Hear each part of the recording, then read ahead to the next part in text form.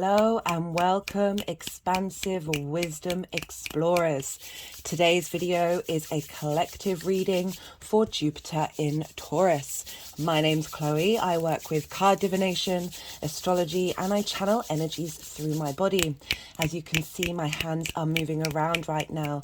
This is independent of my conscious thought and just one of the ways that I channel. The energies like to come through and bring messages, help clear stuck energy, help us heal. It's all part of the process. I work with the tropical zodiac.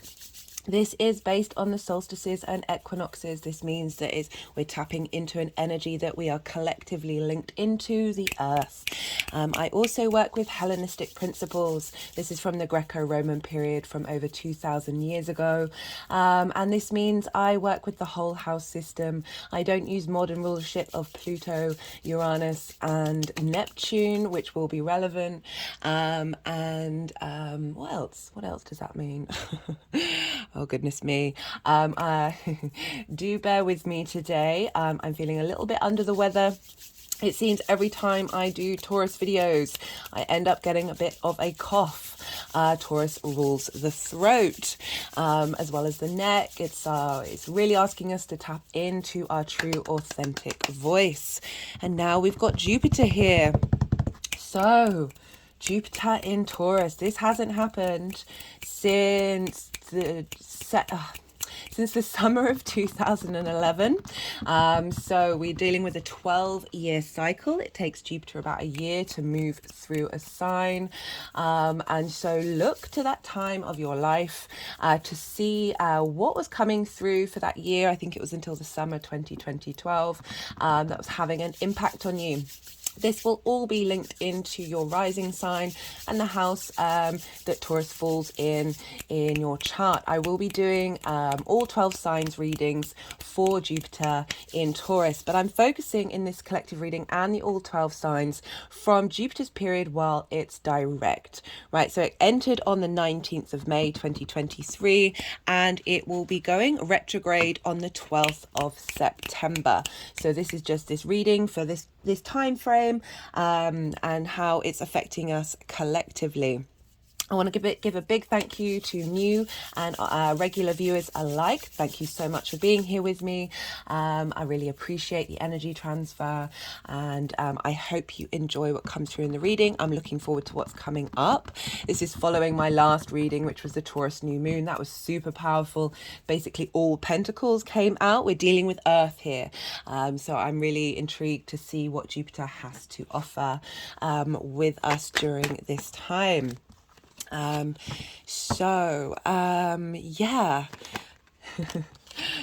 Well, we've got the Ace of Cups coming through straight off the bat. This beautiful renewal, this sense of there's peace here with the I can't even blame it on the Mercury retrograde anymore, even though Mercury's still in the degrees that it was in its retrograde. That I'm just feeling a little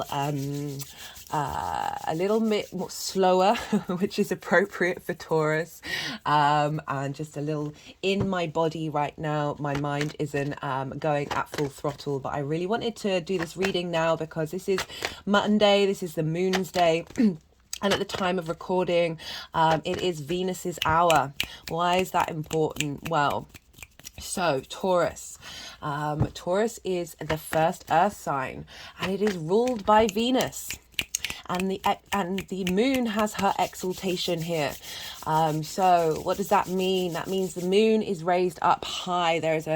If you look at the signs as if they are realms, if they are lands in which we traverse, energetic lands, this means that Venus has set up a humongous temple to the moon. The moon is, there's a huge devotion to the moon. She is celebrated. She is raised up on high. And so I wanted to record this video when we're dealing with the energies that Jupiter is working with over the next year. So Jupiter's just come out of Aries, which is ruled by Mars, and the exaltation of the Sun. Our sense of direction, our sense of drive were really at play with Jupiter. And now we have Venus and the Moon, a very, very different energy. Speaking of that Taurus new moon, I talked about how all the planets are being governed by the Moon and Venus right now. And yeah, slow and steady wins the race with this one. They're all being governed by Venus and the Moon. This is getting into your body, feeling good, taking your time with things as well. Taurus is fixed energy. There's a slowness to that. There's a sense of I'm doing what I'm doing. I'm staying on this track. It's fixed. It's Earth. It's ruled by the bull. So of all the fixed signs, it's the one that has the weight, the one that has the time to it. And I love that the Knight of Pentacles with the wisdom coming through with the oak in its cap, the oak leaf, Jupiter representing wisdom. I do appreciate I am slightly all over the place. My mind is a little bit pickled from being a bit run down. What was I talking about? Yeah, so everything for that Taurus new moon, right? So the pentacles coming in. Everything is being ruled. All the planets are being ruled by Venus and the Moon here. And so we are working with water and earth. Even like the sun is now in Gemini. Mars is now in Leo, but Mercury, so Mars is in the sun sign, the sun is in Mercury sign, but Mercury is still in Taurus, which is ruled by Venus. So therefore Venus is in Cancer, ruled by the Moon, and all the other planets are being governed by these energies.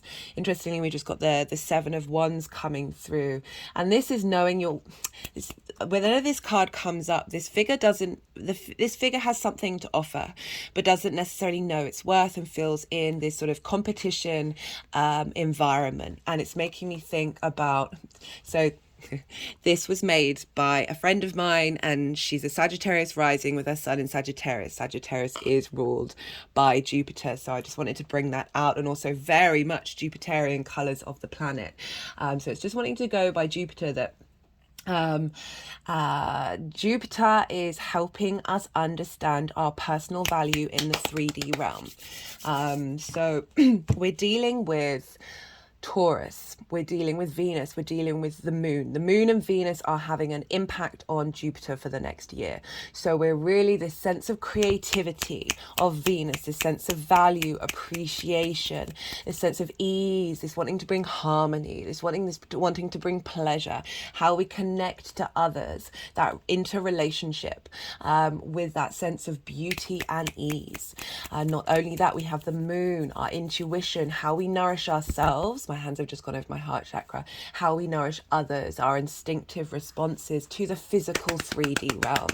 And with this card, with Jupiter, it just generally feels that we don't know our own value.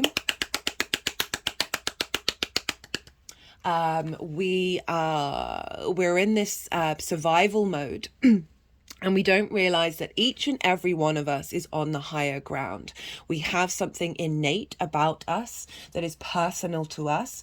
Taurus is the first earth sign. It's our personal relationship with the 3D realm, that we can lose track of what is really at the root of us. Our souls signed up to be in this physical incarnation. Everyone has a different birth chart, including twins. Unless they're born within a minute of each other, they have a different chart. The universe is expressing itself in its individual form, and each and every one of us has a sense of value, but we lose that. We lose that in the current climate of this scarcity, of this competition, of this fear space. And I really feel that Jupiter moving into Taurus is helping us get a sense where this is the Two of Wands, and the whole world is in this person's hand, but this is about getting the lay of the land. So I'm dealing with the first part of the Jupiter transit before it goes retrograde. So we're learning to master, we're learning to get this sense of, this is long-term manifestation, right? This is very much Jupiter wants to bring in opportunities, but in order to do that, we have to understand our own truth. We have to understand who we are in this physical form.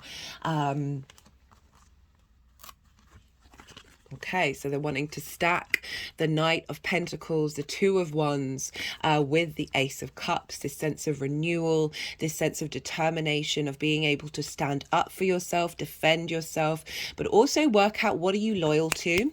What's important to you in the long term? This is the largest horse of all the knights. Look at the size of this horse. This horse is protecting you. This horse can go the distance.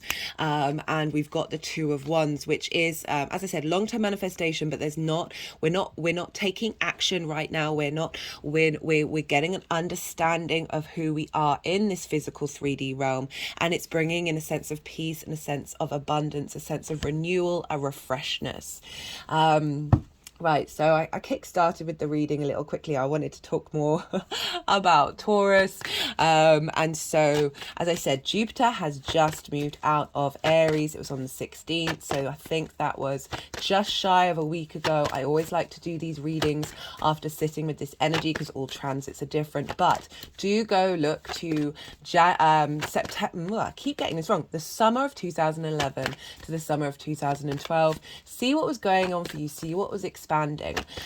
So Jupiter, just in general, let's talk about Jupiter. This is the energy that we're calling in right now. This is the strength. This is the space that we're engaging in. And Jupiter is the largest planet in the solar system. It has the capacity of holding all the other planets within it. It is this sense of expansion, this sense of acceptance. Because, it's bringing in all those planets into one space, realizing that we are diverse, we have a lot of facets to ourselves, we have a lot of ways of expressing ourselves, and this is asking us to find some perspective to integrate, and to really just understand that you have lots of different parts of who you are, lots of dynamics. But we are contained in the whole. So Jupiter really wants you to have a sense of knowing. There's philosophy linked into Jupiter. There's a sense of wisdom and elevation and cohesion. Jupiter wants to bring things together without diminishing those individual parts.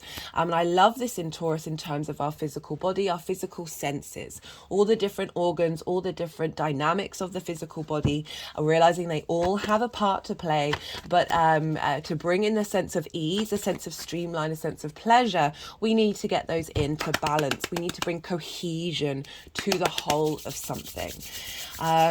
So often Jupiter is talked about being the luck planet, and it's not always, it can very much be this. It is the greater benefit. Okay, the energies are just wanting to do some work. I'm going to be a little quiet now just to let them do what they need to do, because this is it's quite a lot. I've got quite a lot of intense energy in my arms, and I'd rather let this out.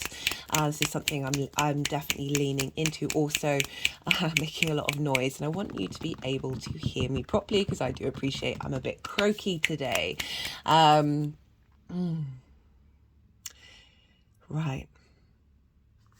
Okay, let's kick back on. What was I talking about? Yeah, Jupiter, the luck planet is going to make everything great. Yes and no, right? So Jupiter wants you to bring in wisdom. The Jupiter is the teacher. Jupiter is the guru. There is a sense of through understanding each and every part of you, you are able, and with truth as well. Jupiter also is linked into truth, the sort of higher ideals of what truth is. What is true to you? And the more that we work with that, speaking of heralding in truth, Page of Swords coming in, and the page is looking backwards, but is facing forwards. Like this, even though the foot is sort of midway, is your route to launch and go forward. So there's this sense of understanding the path, understanding the journey that you've been on, contemplating it, observing it, but you are still in a forward momentum. Jupiter is often linked into being the future planet. What's getting seeded now is for an expansion in the future. It can also very much bring in things right in this very moment, but it's very much this sort of long term. It's one of the slower planets that are visible to the eye. And it's really asking us to plant the seeds and grow into a fuller version of ourselves moving forward. So this cycle in Taurus is starting a new cycle for Taurus for the next 12 years. And so it's a longer term cycle. What was I talking? Honestly, guys, please do bear with me on this one. And I do apologize for the brain fog that I have right now. Okay, we've got the Tower and the King of Pentacles.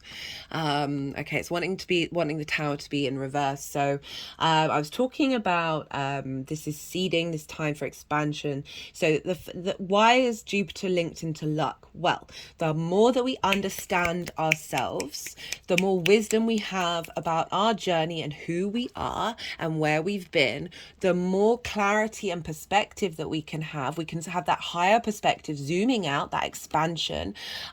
Jupiter is all the Jupiter signs opposite Mercury signs. Mercury's linked into the small details of how we collect that information, and then Jupiter's that sort of the philosophies of it all, right? So the more we understand the bigger picture of ourselves, the more we're not focusing on small hurts or small details or small frustrations. We can appreciate them, but zooming out, the more that we're able to have a frequency that then brings in opportunities, brings in that sense of luck, because we are more in alignment with the truth of who we are.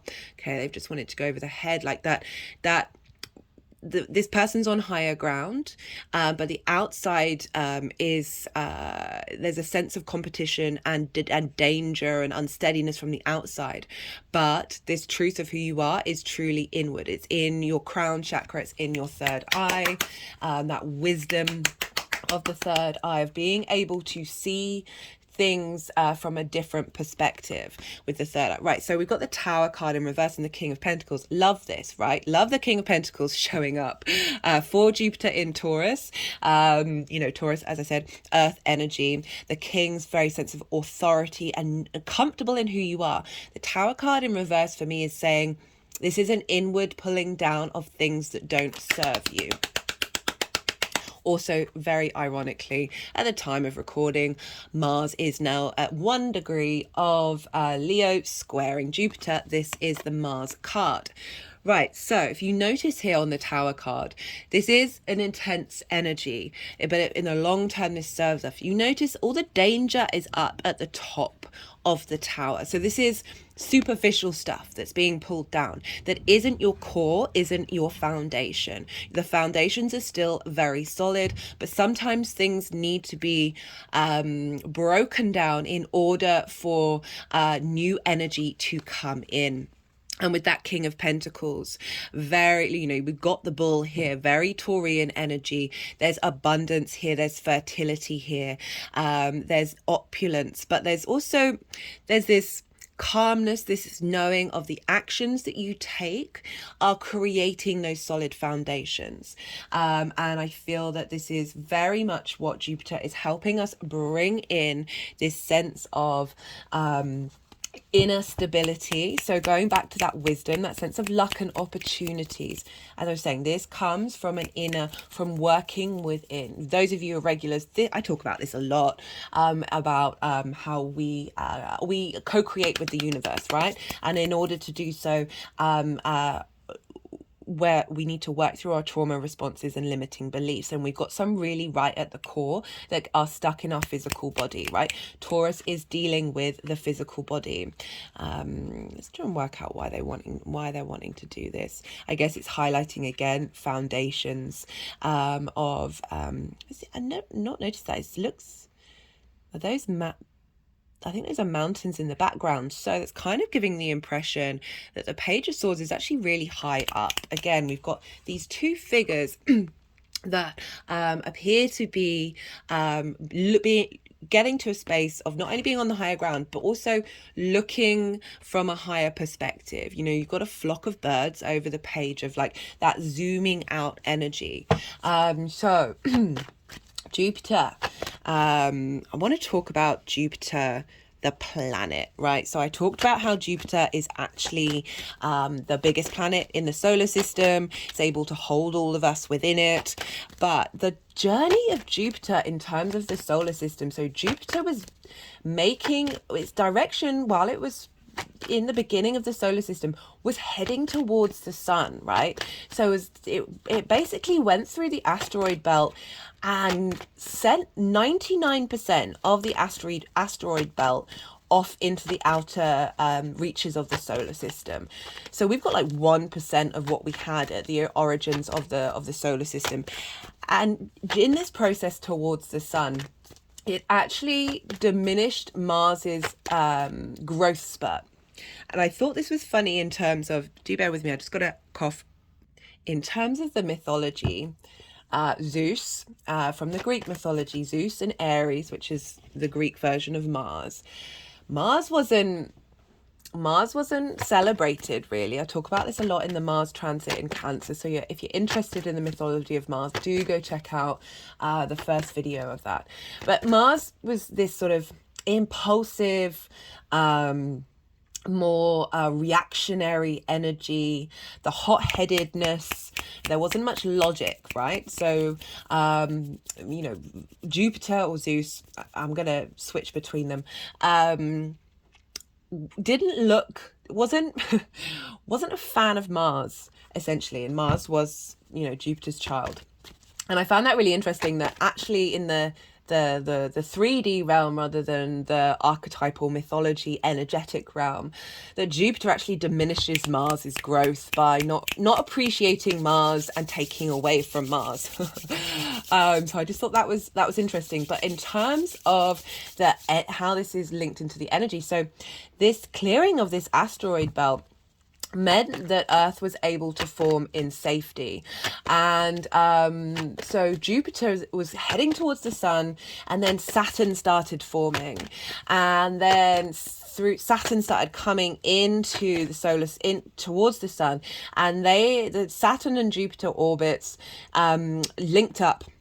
And then Saturn, because of this Saturn was then pulling Jupiter out of the inner solar system, and because of this then meant that there was enough material left in the inner solar system for the inner planets to form, and that is Mercury, Venus, and the Earth. So without this interlinction between first this protection of Jupiter, and the sort of also the expansiveness of Jupiter, and how that cleared the way. But when we have too much expansion, it could have been very disastrous. And so Saturn comes along and is like, hey buddy, let's pull this out, let's have this sense of separation, because Saturn rules the opposition, which is to do with separation. Let's pull back a bit. Let's go back on a journey. But interestingly, with this, for the Taurus and Jupiter, this is about comfort and leaving something comfortable in order to go on a journey to get a higher perspective. I'm going to talk about that a bit more later on, after I finish talking about Saturn and Jupiter. So Saturn pulls Jupiter back, and then that leaves enough material for the inner planets to form. And also through their pulling back, they fling a load of material that's got water on it. So it's meant that the Earth managed to have water on it. It gave life to us. Now, I'm going to talk about this more in a different video, because the Jupiter cycle is really linked into Saturn right now. Saturn is in Pisces, which is a Jupiter-ruled sign, with the Hellenistic principles. And so Jupiter, so the ruler of a sign has an impact on whatever's in that sign. So Jupiter is having an impact on Saturn. And not only that, Venus is exalted, whereas the moon is exalted in Taurus, Venus is exalted in Pisces. So Venus and Jupiter are now having a double effect on Saturn right now. So this is shifting gear and how Saturn's engaged. But I wanted to sort of really highlight that sense of we need both things. We need, all the planets are in cahoots with another. We need Saturn and we need Jupiter. As much as Jupiter's yes, it's the yes planet, it's the greater benefic, it really helps us out. There is a sense of moderation that Saturn brings in. And so the reason why I'm talking about that is because we can go to excess with Jupiter. We can expand a little bit too much. We can say yes to everything. And that's why I'm really highlighting the sort of wisdom side of Jupiter, of being aware of that, of being able to be right, how does this serve me in the long run?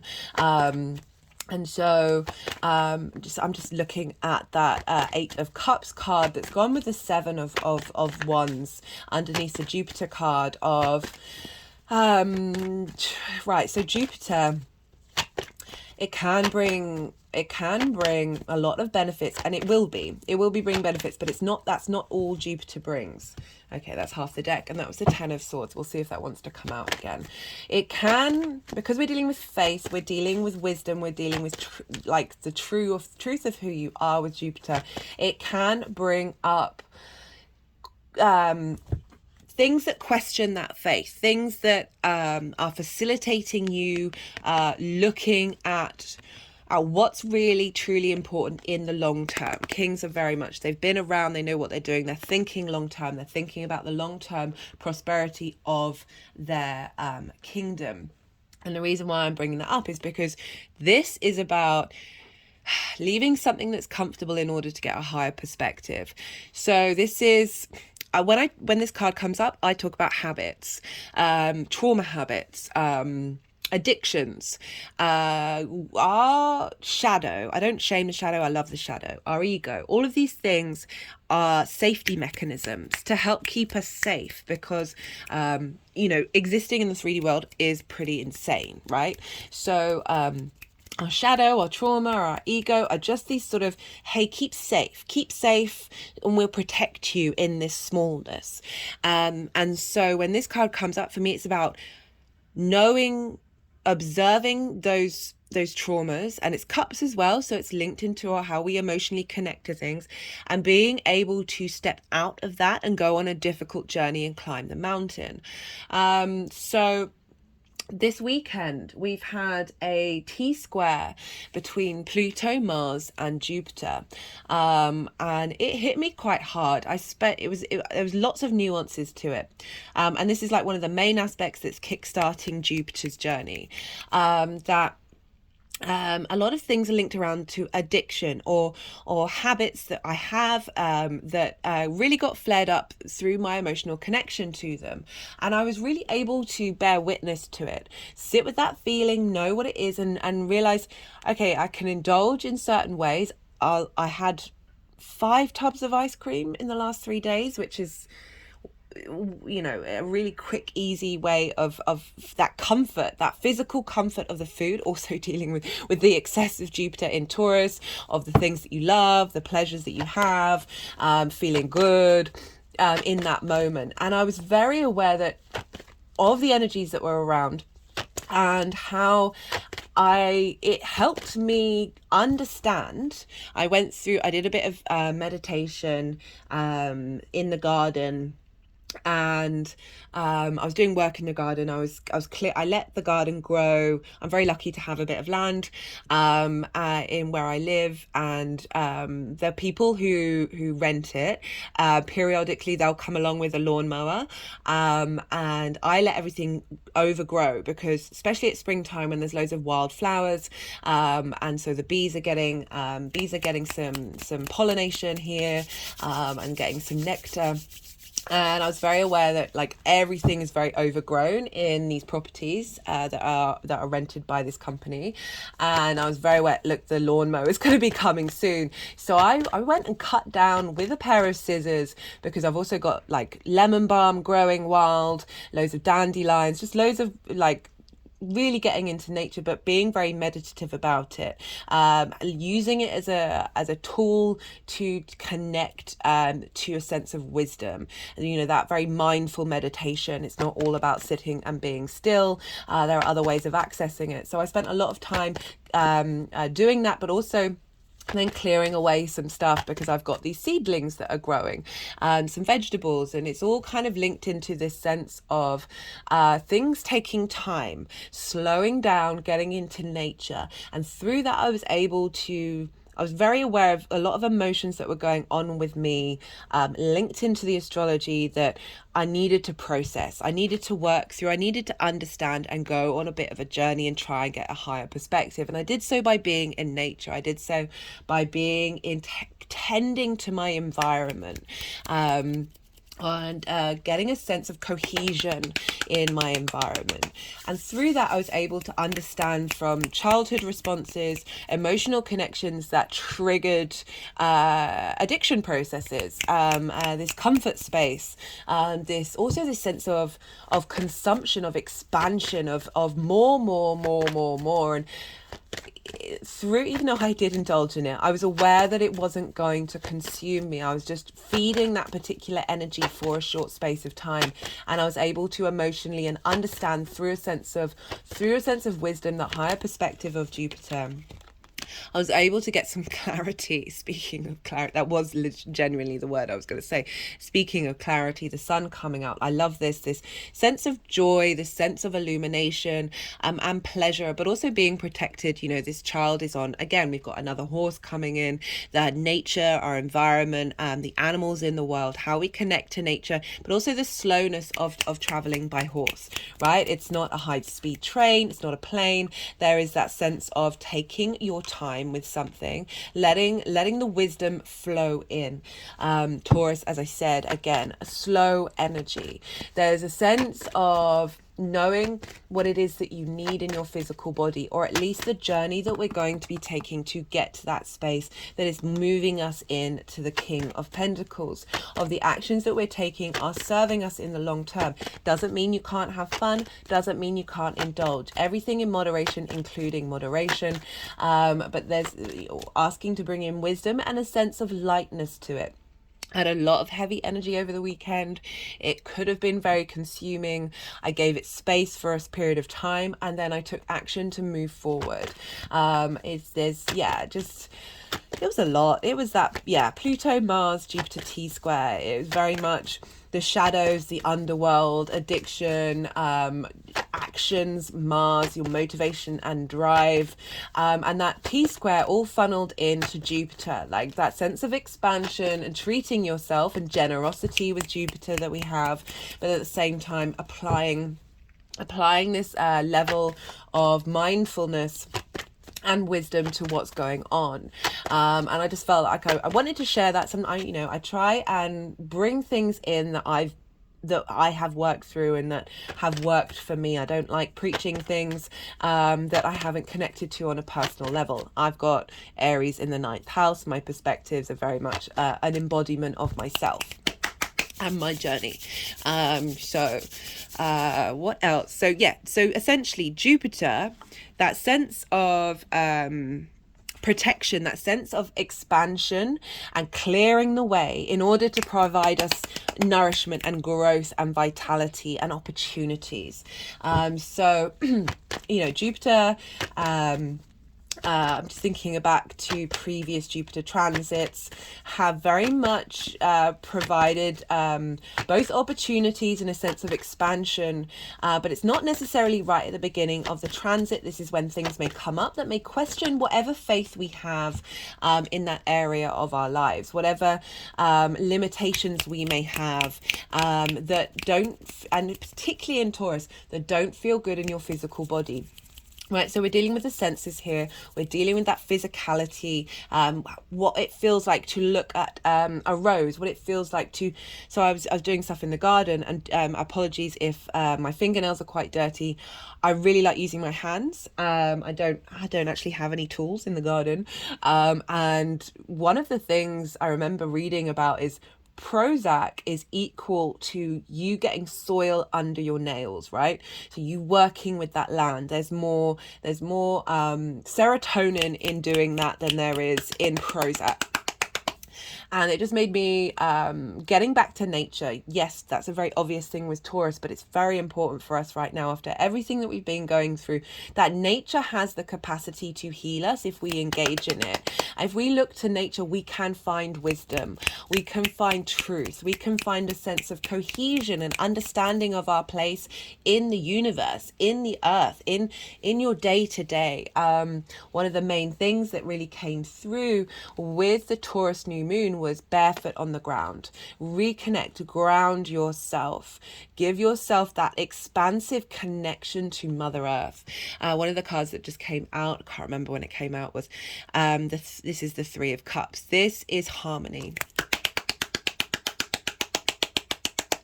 I think it came out when I said that, like, sometimes at the beginning of Jupiter transits, things come up like that tower stuff that make us question this, right? In order to get us to this. After every Jupiter transit, towards the end of a sign, across the board, you will find yourself feeling more at ease in that area of your life. There's a sense of, okay, I've just gone through this year journey, and I'm now feeling more in my own flow. I'm feeling just at peace with myself. And I love the Three of Cups coming up for Jupiter in Taurus, very much bringing in Venus and Moon energy, this celebration, this cohesion, this sense of ease. There's abundance, but there's pleasure here. There's a sense of unity. There's a sense of coming together and finding the joy, finding the bliss. How are we nourishing ourselves? How are we finding pleasure, finding harmony from an elevated place, from a sense of that wisdom, that guru energy, that just needed to take a breath for a second. I realize we've got Taurus here. So Taurus wants us to slow down. There is, it's not with all Taurus placements, but there's as I said, it's earth, it's fixed energy. Fixed energy is carrying on what cardinal energy started, right? So we've had Jupiter in Aries. Personally, as a fire rising sign, I found this very uplifting, very there was a flow here, and so for the Earth rising signs, or if you've got earth placements, this is going to bring in a sense of ease because this is dealing with a trine. Okay, so I'm going to remember to come back to cardinal energy. Jupiter rules the trine. The trine is usually between the same element. It can be out of sign when it's different, but this is a free flowing energy. This is inspirational energy. There's just an ease. There's a sense of, just want to say flow and ease, because that really is what it is. There's bringing in that wisdom and that understanding, that sort of, this is a good time to brainstorm when we've got trines. And this is the aspect of Jupiter. So it's, it's calling on wisdom, but a sort of that, just being able to move through the world with more confidence. But it's not ego. It's not unintegrated ego. It's this King of Pentacles, like it's I'm here, I'm present, I am confident, I don't need to puff that up, I'm sure of myself. Jupiter's sure of itself. Like it's the, you know, in the mythology, it's the king of the gods. And so we've got this, I just, you know, I think that's important to highlight that that's linked to the trine, because that's the kind of energy that we're bringing up here. But cardinal energy, right? So we've had Jupiter in Aries. So starting something, instigating that spark of who we are, our confidence in who we are, embodying or from an autonomous space of the direction that we want to be headed in. So we've got a lot of wisdom wherever we've been in that Aries area of your life. I recommend checking out the Saturn transit videos, because I link Jupiter and Aries with Saturn. So this is a continuation of not only Jupiter, but Saturn's transit as well. These are the two final outer planets that we can see with a visible eye. They were very prominent in the Hellenistic period, very important in our cycles. So recommend checking out those in order to sort of understand where you might have come from. Got the Knight of Wands, you know, Aries energy, you know, being able to move forward, going on a journey. We've instigated this. We started this journey. We're moving forward. Okay, it's wanting to go with the Three of Cups. Really liking this for the Taurus energy. I'm just going to pause again. I've got a little tickle in the throat. Okay. So from moving from that Aries energy, Wands a fire energy, this ruled by Mars, so Knights can be very much linked into Mars, that taking action, that motivation and drive for your creativity and your passion. Right, now moving into the Three of Cups, highlighting this sense of wanting to bring in harmony, wanting to bring in communion and pleasure and the enjoyment in the 3D world, but also linked into the body, how our body is in wanting to bring in harmony into our physical senses. Cardinal energy starts things, leadership. I want to try, I want to go, I want to be. In Aries, what are we driving for? What's our motivation for that spark of spirit to ignite in the outside world based on our individual autonomy? Very, very important. This is why I talked about the Saturn transit, because that combination with Saturn in Pisces, which really wants to uplift everybody. It's in a Jupiter sign. It's in Pisces, compassion. Anyway, all of the astrology blows me away all the time. They're in cahoots. This evolutionary growth that we're in is beautiful, despite the chaos from the outside world. Right, so now fixed energy. Fixed continues what cardinal started. Fixed if you've got a lot of fixed energy in your chart, I do most of my charts fixed energy, I can struggle to instigate. But once I'm going, it's kind of relentless. But there's a stubbornness to fixed energy. But let's go back to this continuation of that Aries energy. So we've been working out what our motivation is from a personal level. Now we're in Taurus, the first earth sign, fixed, Venus, the moon. What was I going to say? It's yin and night in nature. So Aries, very day, yang, action taking space. Now we're revising, we're going over, we're contemplating, we're observing. I've certainly noticed in myself like a slowing down, and not a need to express immediately, to constantly be taking action, constantly be engaging. I've noticed just a slowness, an observation, and then taking action. There's a pause, there's a restorative nature. As I said, I spent a lot of time over the weekend just, taking action, but just being very mindful in what it was that I was doing, and doing things that I'd wanted to do for a very long time that I haven't got round to, of this taking the moment to, because it's not, yin energy isn't about not taking action at all. It's a very powerful energy. It's just, there's a pause there's a drawing inward, there is a stillness, but in order to get the lay of the land, right? So there's this, by getting the lay of the land in that state of observation, in that state of doing, in that observation, you are still taking action. It's just not this sort of fast-paced Knight of Wands, right? These are taking in action, but there's a slowness, there's a sense of ease, there's isn't like an end goal. There isn't like an A to B with yin night. There's a being in the moment, being in the journey. Right, so fixed energy, yin night, a sort of a slowness, a more feminine energy, a more there's an ease, there's a flow. As I said, observation I feel like is a really good one. There's just a drawing inward, a cultivation rather than immediacy. So it's very, very powerful energy. And fixed energy is when things get locked in. So we've instigated and now we're locking it in for the long term. That sense of once you get going, it's quite difficult to reroute and change direction. Going back to the stubbornness, I very much, what if I get going, as I said, I've got pretty much all fixed energy. Once I get going, and someone comes along and says, hey, what about this? My immediate action is like, no, for fear of getting derailed, and also kind of like, I know what I'm doing this, regardless of the fact that whatever they may have suggested might actually be a really good idea. I have to step back from my initial reaction of and be like, okay, breathe. It doesn't mean that then all of this halts. Right, because sometimes that can very much be a thing that once something's changed, like you're not able to get back up and then reinstigate. I think I've got no planets in cardinal signs apart from Neptune, which, you know, that's a fun one.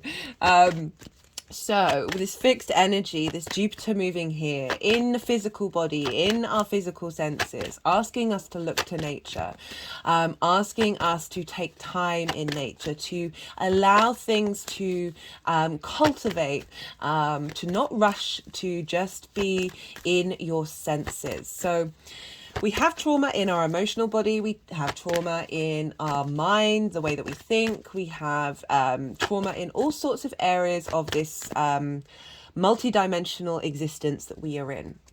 But we also have a lot of trauma in our physical body. Our physical body will react and respond to environments without us even being consciously aware of it, that is linked into previous environments. Jupiter coming along here for a year. It's not going to retrograde back into Aries. Its retrograde is going to be in Taurus fully. So we've got this full year in Taurus of really helping get our senses in alignment with our soul's journey. So this wisdom of Jupiter, this elevation, this sense of expansion, this sense of cohesion, this truth, this guru energy, changing our frequency in our physical body, bringing a sense of, again, the cohesion of all the parts of our physical body coming into alignment, leveling up our needs, our pleasure senses. Right, so we're dealing with Venus and the moon. I talked a lot about Jupiter in Aries. Essentially, I had the stag here and this elevation of the Aries area of our life, right? That impulsiveness, that combativeness, you know, with all planets, all asteroids, everything, they've all got different frequencies, they've got different vibrations, different dimensions. And so with Taurus, you know, I talked about that stubbornness. I can talk about, you know, really leaning into that pleasure principle. I just ate 5 tubs of ice cream over 3 days, guys, and I could have eaten a lot more. And there's part of me that's already thinking, hey, do you just want to indulge just for that one more day? And how easy it is to fall back into those habits, to fall back into that comfort zone, that thing that our physical body might be seeking through trauma responses. Right, so we really have the capacity to overextend in the physicality, and that's something that if those things come up, we're here to learn about it. We're here to understand, and really turn to radiate from a space of longevity rather than immediacy. So it's not about denying it. It's not about hiding from it. It's about acknowledging, just saw the high priestess there, acknowledging why you've got to this space, having a sense of compassion. That's so interesting that temperance has just come up talking about this. So temperance is about alchemy of the physical body. It's you spending time. Oh, this is perfect for Jupiter in Taurus. You spending time cultivating every part of who you are, purifying it, refining it, in order to then create magic. The other name for this card is alchemy. If you look here, we've got 2 cups. The water is flowing upward. It's implying you're going against the traditions, going against the standards, the known world. This is about broadening your perspectives, but it's doing so through temperance, through being mindful, looking at things, looking at the details of things, but also the complete whole. And through that, we bring in a sense of magic. Oh, love that. Love that for the physical senses, the physical body, our engagement with the outside world as well on a personal level. Sorry, I just had to pause for a second. I had to cough, and while I paused, it made me want to talk about. So I pulled some cards while I was setting up the altar after I've meditated on the energy, and I just wanted to. They wanted to go in this order actually. So these are from 3 different decks. Wait. 4 different decks. All the decks go in the description box. The first 2 cards that wanted to come up, this is from Work Your Light Oracle. This is Rebecca Campbell, and we have Break the Chains, Ancestral Patterns, Healing, Rewriting the Future, and Boundaries. Where do you need to establish better boundaries? So again, this is what I was talking about with that temperance card and with Jupiter being in Taurus. This is understanding the bigger perspective. We, in the physical body, for those of you who are regulars, I talk about this a lot. The trauma that we have, the limiting beliefs that we have are not only related to our personal experience, our parents, our lineage, our past lives, the collective, but also our ancestors. So, that's also linked into not only our blood ancestry, but our soul ancestry as well. That we are here in this 3D form on Earth, which is just a jewel in the universe of the capacity of the human body to heal is astonishing. I feel like I talked about this in the Pluto video, the collective video, that through technology, we are trying to preempt everything that is already within us, that we are in a state of reactivation and connection to. So much of our DNA isn't present, isn't activated, and we are currently in this activation period. I see it in myself, I see it in those around me, I see it in the collective. I mean, it's also, while that's happening, we've also got all of that collective trauma coming up very loud and proud, linked into shame and repression, right? So linking back to me eating 5 tubs of ice cream, I'm not ashamed of that. I am open about that. I've just talked about this to the outside world, the YouTube. But at the time, during it, I wasn't like previous times where I've lent into addictions where it feels good at the moment, but I'm also semi-hating myself, and self-flagellation, right? This is where monks and nuns would sort of whip themselves as penance for this horrible 3D existence. I'm not one of those people. I don't like in this community that we shame the shadow, the ego, but also this 3D existence. Yes, it's difficult. Yes, the outside world is chaos, but this body is our temple of magic. And my personal opinion, I signed up for this. I signed up for my birth chart. Your birth chart, I remember the first time I read my birth chart, and it was like reading my life back out to me again. And just how fascinating it is that our birth chart is our first trauma response, guys. It's the first blueprint. It's the first limiting belief that we have. One of the things that I'm working towards, and I don't mention it very often because I feel very much in order to get to that space, we have to understand our birth chart fully, understand all of it, and really integrate it. That it is a wonderful tool, but it is also a limiting belief to that innate creation source, right? So yes, we are the individual in this form. Our souls signed up for this particular incarnation, this particular birth chart, in order to create magic through that lens. But beyond that is something far more expansive, the quantum field, creator energy, however you want to put it, that we are both of these things. But going back to shame and blame,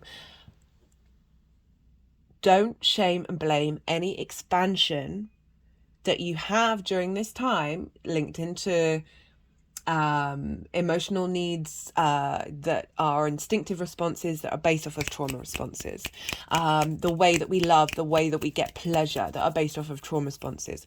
All I ask, hold space for it. I held space for those 5 tubs of ice cream. Yes, I did. I have eaten 2 at once, whole tubs by myself. Oh my God, ridiculous human being. But it is, in the past, I would have shamed myself. I would have felt awful afterwards. But I really was cultivating, this isn't permanent. This is a 3D experience. This is my trauma playing out. I'm holding space for that trauma. I'm not repressing or shaming it. I'm letting it be free, let it show itself, let it be visible. I'm elevating it. I'm bringing it into the fold. I'm not rejecting it and sending it out into the world. I'm not a fan of banishment or cutting cords. Like, integrate. Energy doesn't disappear. It changes. It transforms, right? So collectively out in the world, we're seeing all of that repression. So the less that we repress, the more understanding and perspective that we have, the more knowledge that we have in order to get to this space, actually, get to the Ace of Cups, this love and compassion. When we have love and compassion, a sense of peace on the journey, even if it's difficult, even if those looking back can be painful. I'm just getting a weird twitch in my shoulder on my right-hand side. Interesting, that's not happened before. The more that we can step into this, the more that we understand and we can bring in the alchemy of the magic of the human being, capacity to heal, right? So back to the cards, the breaker of chains and boundaries. So this understanding that for the last couple of months, the messages that were coming through, and actually I'll stop trying to jump all over the place. We've gone through an activation. Our soul contracts that we've signed up for have been clearing. We're now moving into new soul contracts. And the messages that I get from the ancestors is there's such warmth and support. My hand's now gone over my heart chakra. That's there. They understand the difficulties. They are here for it. They are sitting with us during this. Oh, I'm going to start crying. And the more that we break our own cycles, the more that we clear that energy from the ancestral realm, from ghosts, from energies that are still stuck here.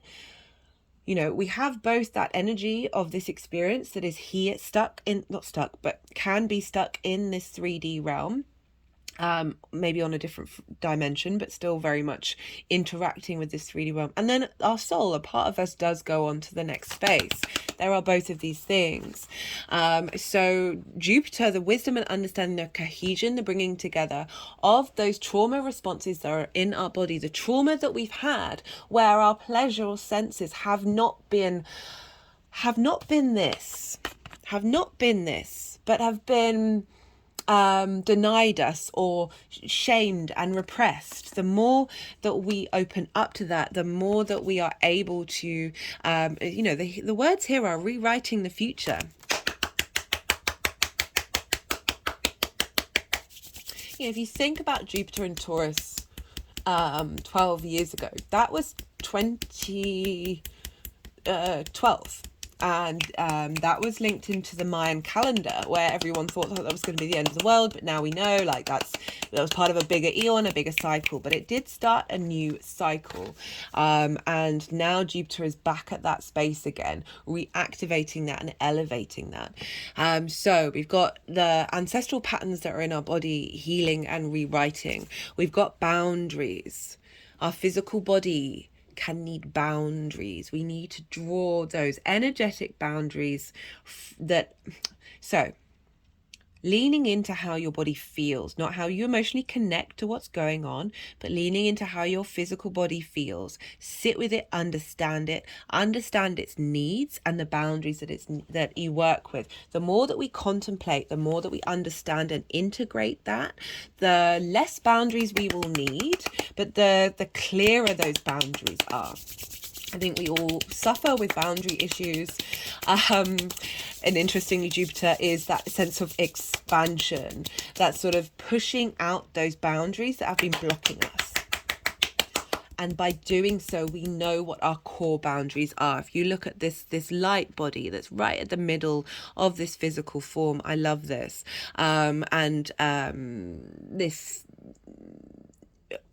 through that, working with that expansion, that trigger responses, we are able to keep our energy in a space of this, right? So once we know the core of what we are, how our physical body needs to be, how our response to the 3D world needs to be, we can then embody it. This sense of peace, this sense of emotional abundance. I was going to say resilience, actually. And I feel with that resilience, that strength, internal strength, that understanding that it's interesting. I keep wanting to focus on that resilience word, even though we're dealing with Venus and the moon. Venus wants to bring harmony. But I'm really feeling this Jupiter moving through here again is elevating it away from purely the pleasure principle to there's a level of strength and stability that Jupiter is coming in with, that it's wanting to go to the sun, that sense of vitality, that wisdom of the sun, but also that okay, I'm being drawn to the wall, which I haven't been before. Again, that is a boundary, and behind that boundary are all these beautiful sunflowers. So it's that weird paradox between that sense of abundance, that openness, as well as having that safety and comfort.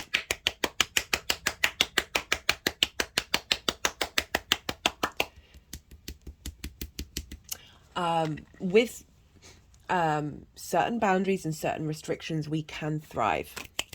Okay, and that is going to be personal to you all. They're wanting to go there. Personal to you all, and going to be part of that journey of bringing together.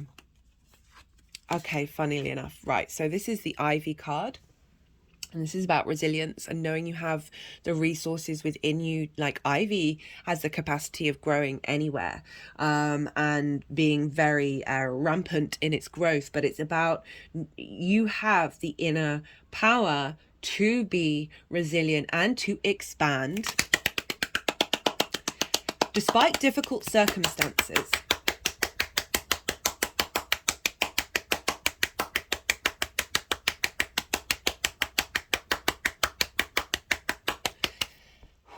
Like I talked in the Taurus new moon video about how I have noticed in my own life opportunities coming my way, and needing to sit in how it felt in my body, as well as how I emotionally connected to it, but really what it felt like in the body, because we live in a world of dopamine and cortisol and adrenaline, right?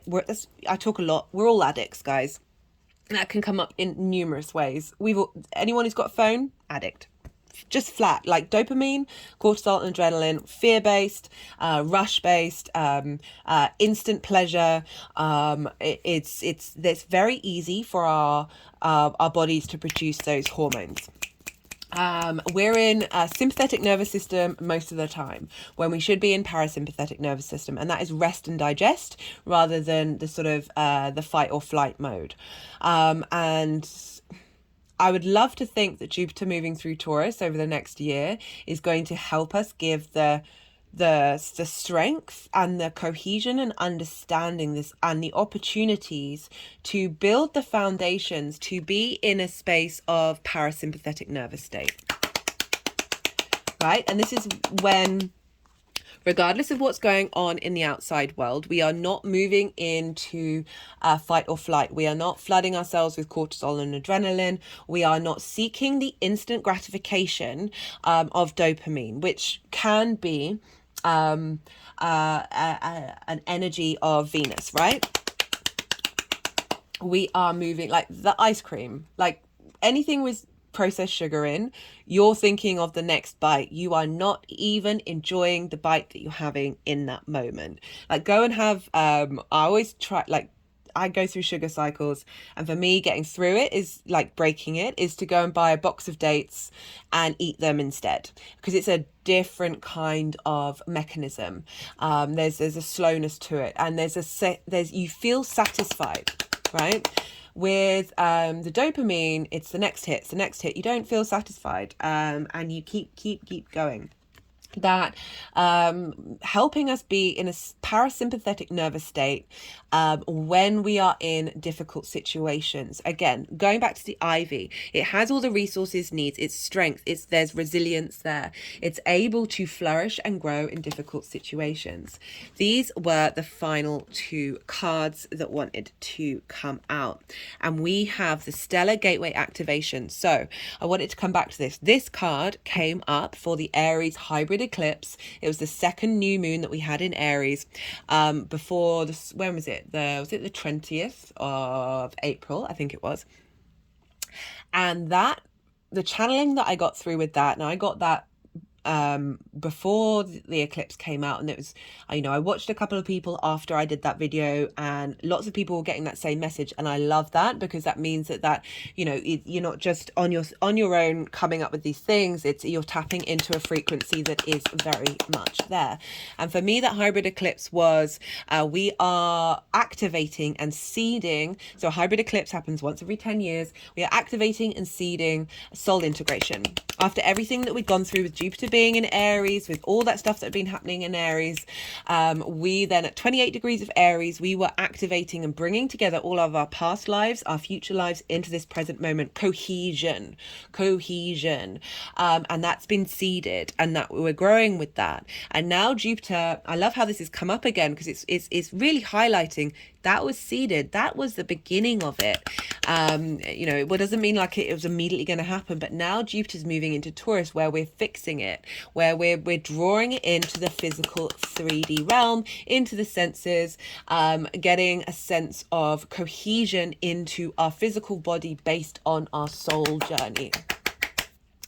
And this is the Stellar activation, Stellar Gateway activation, infinite potential, manifestation vortex. Love this I love that it's coming up again, even though it came up in the Aries video, that this is highlighting Jupiter has the capacity to seed in this journey in Taurus, this ease within your physical body, clearing out limiting beliefs, clearing out trauma responses, and opening up the way that you're interacting with the 3D world is bringing in a frequency of manifestation. Again, that potential, that expansion, that opportunities, that luck that comes in, a real power with that. And the final card we've got is energetic shift, new information, end of a cycle. So with every beginning of a cycle, we have an end of the previous one. And so Jupiter's had that previous Taurus cycle in Taurus, and now we're instigating a new cycle. But I love the energetic shift, the new information. So our body is being able to receive new information, new perspectives, new wisdom that's coming in. Let me just get the book, because I think with this card there was something that I wanted to read. 46.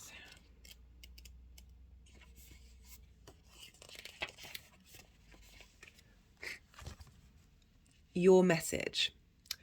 Great change is coming to you, but this can only occur if you're willing to shift your perception. You may be experiencing resistance to change, very much fixed energy, struggles with change, but please know this is simply fear of the new, not intuition. If you're wondering what is the best course of action, the Anunnaki are encouraging you to go with the new.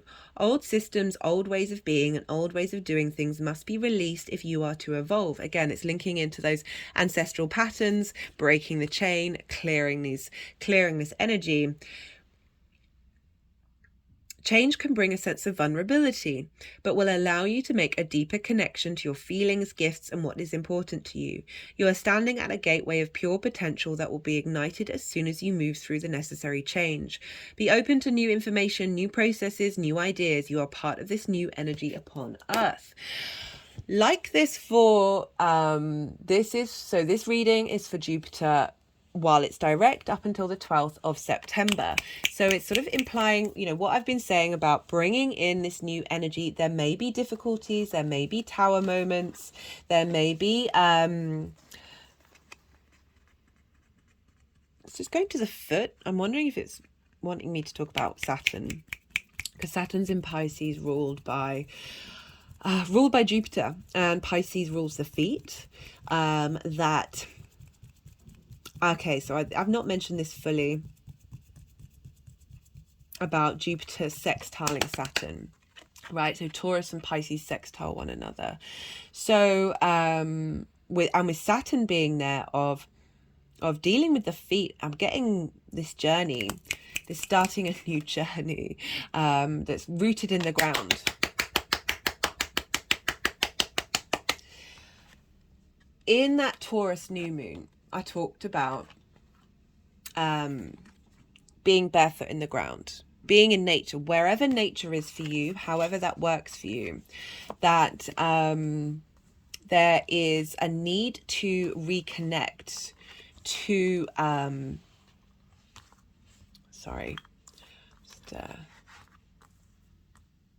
there's a need to reconnect to what is truly, fundamentally a part of who we are. And as I said, like, technology for me is a wonderful thing, don't get me wrong, but we are preempting a lot of the things that are being activated, and I don't think it's going to stop. I don't think it's going to end everything, but we can be so impatient, right? Impatience comes from trauma, because we need to be in control when we've gone through trauma, because usually that's trauma that meant that we weren't in control of the situation. We did not have the ability to express our boundaries, particularly when we're children, and even later on. That, what was I talking about? Trauma linked into not being able to express those boundaries. When we understand what boundaries that we missed in certain trauma, we can then sit with where we're at now and understand what messages truly need to express themselves through our inability. You know, say you get yourself in a situation and you prioritize everything else aside from what it is that you need. Those, I feel, are Jupiter opportunities for you to look within, to have a sense of trying to bring things together, but through your experience, your wisdom experience. The final card that we have, I'm going to be pulling some more cards, is the Earth Keepers. So okay, I was wanting to go there. Speaking of going within, this figure has the whole universe within her, within them. It's not gender specific, right? I mean, it kind of is, but you know. Yeah. So I'm just thinking about, I'm just finding in the books, I want to read it out to you, but I'm also thinking, I just watched someone, and this, you know, I got triggered by it because I often spend a lot of time making sure what I'm saying is finding that balance between not wanting to trigger anyone, not wanting to diminish anyone's space, but also trying to express personal opinions. I don't not leaving anybody out. So by saying them, even though, I mean, actually looking at it, I mean, I think there are breasts there. Okay, I'm getting myself into hot water, but essentially I watched somebody just stumble over themselves in so many different ways and spent most of the video not getting to any point by providing a space that was inclusive. I feel like there are ways that we can do it that are still open and aware of trauma and dynamics without yeah, I'm going off on a tangent. I think I'll see if something comes up and comes back to that, because often it does. My head just went back. Right, the Earth Keepers. So this is from the Mystical Shaman Oracle. Love this deck. The essence: just as you're involved in co-creating your world, you are also responsible for its well-being. The Earth Keepers are dedicated to the stewardship of the earth and all life. So I just want to go back to that because I was just reminded of RuPaul's Drag Race. I'm a big fan, have been a big fan for years.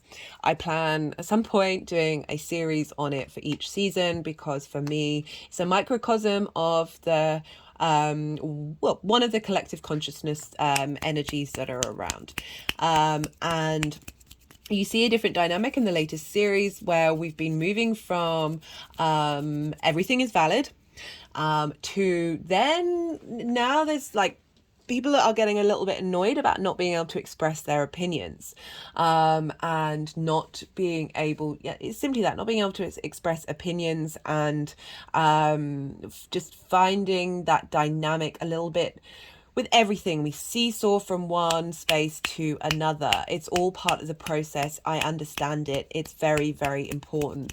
But you can just sort of feel it bubbling up that there is a sense of trying to rebalance. You know, we've got a lot of cancel culture these days, and it's just so short-sighted. It's, you're not taking in the whole of something. You know, it's not Jupiterian energy where there's that cohesion, all the planets in one planet. It's understanding like these all have different energies and different frequencies, and they're doing things in different ways. Let's try and find peace. Let's try and find justice. Let's try and find truth, and not make one thing the whole of something. I don't know, honestly, I've completely forgotten why I'm talking about that.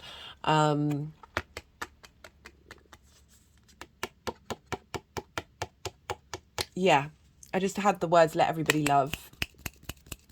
Let everybody love. And you can have openness and preferences without diminishing the love of letting everybody love.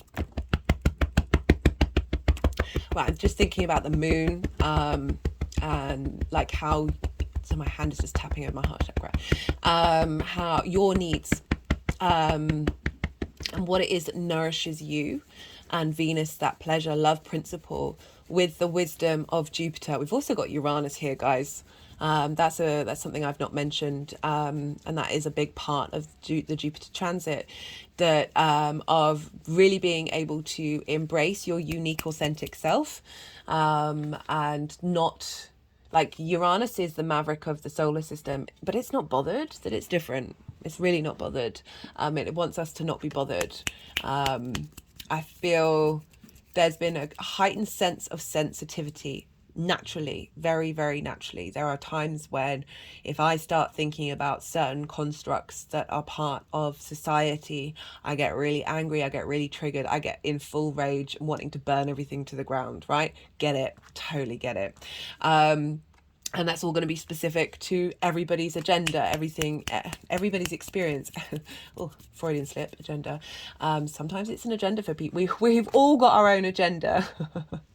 We are all mini tyrants running around, either enforcing our agenda or trying not to. But we've all got an agenda. Question everything. Question me, question yourself, question the outside world, question everyone around you. Very much... yeah, I'm really going on a tangent. But they're not picking up the book, so I'm wondering if I've got to keep going. Yeah, my head's just moved. So talking about preferences, love, Venus, the moon, with Jupiter, finding some wisdom in it. Also, like us now getting to a space where we can be around other energies, people, whatever you want to call them, who think differently to you, and how it doesn't knock you off your pleasure principle. It doesn't bring you outside of it doesn't bring in disharmony. Right. Okay. So the Earth Keeper. The essence, just as you're involved in co-creating your world, you're also responsible for its well-being.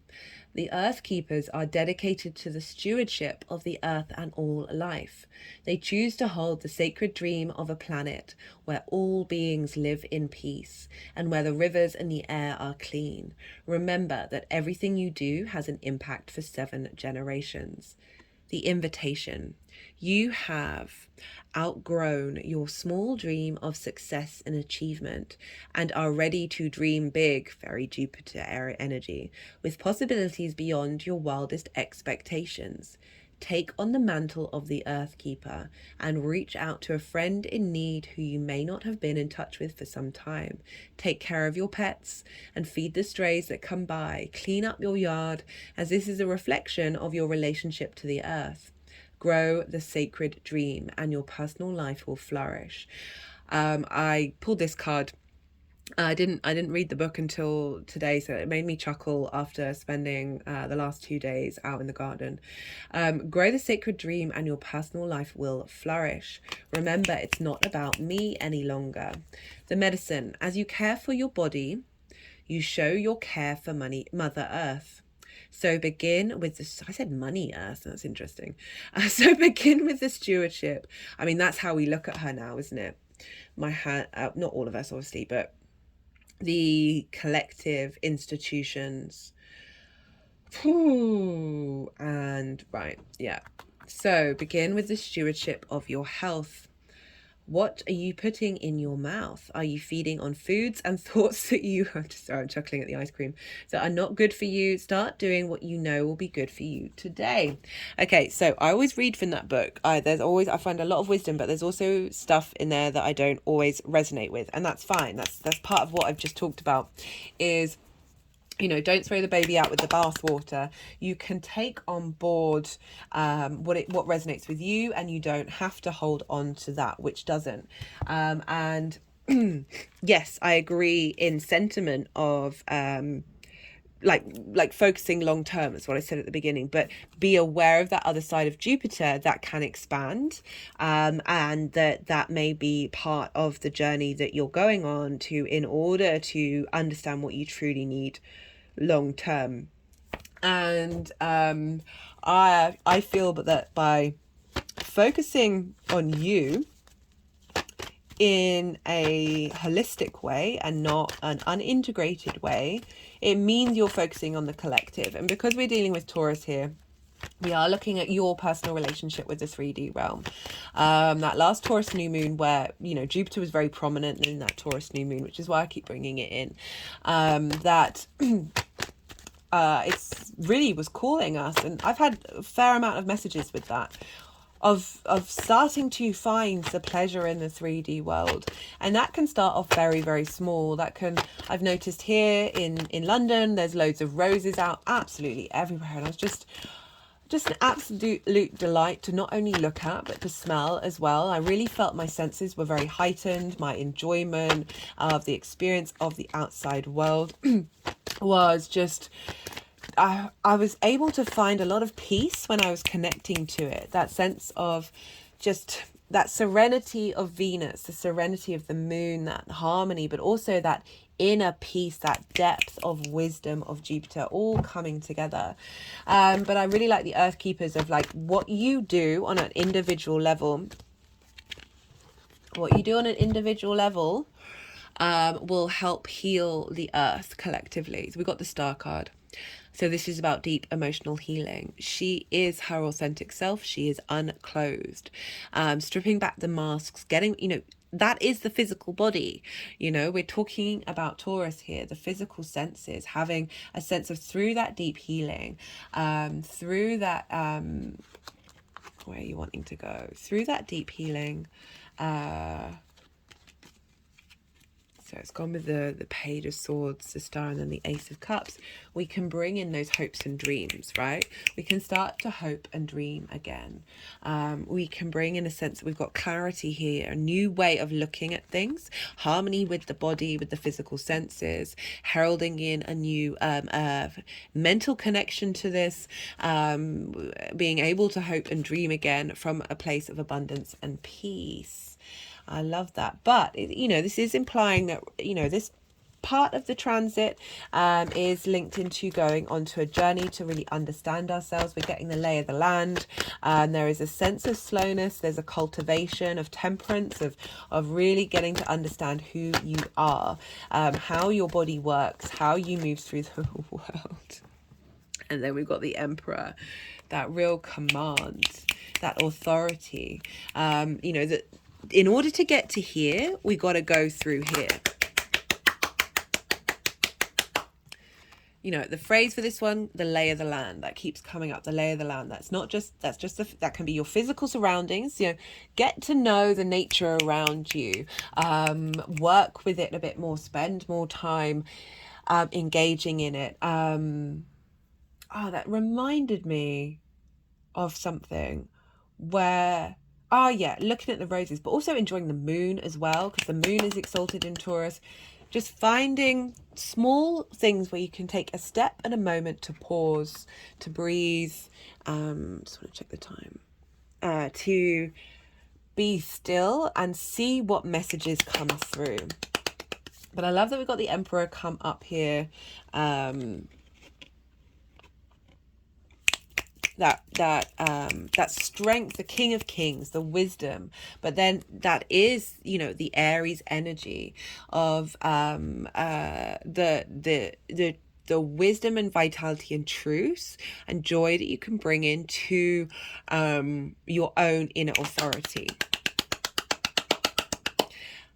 Having gone on a journey, right? We can now be more in command of where we've been and what we're doing for the long term.